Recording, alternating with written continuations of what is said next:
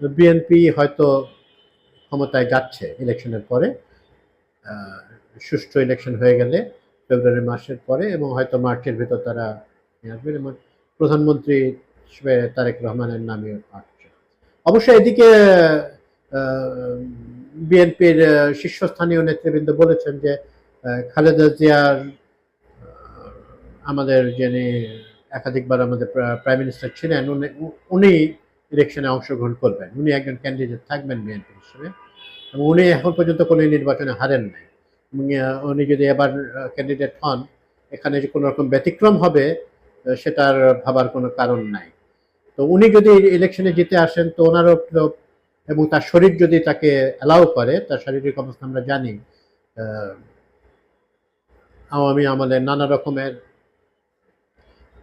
ঝঞ্ঝার ভেতর দিয়ে ওনার যেতে হয়েছে নানা কারণে, এবং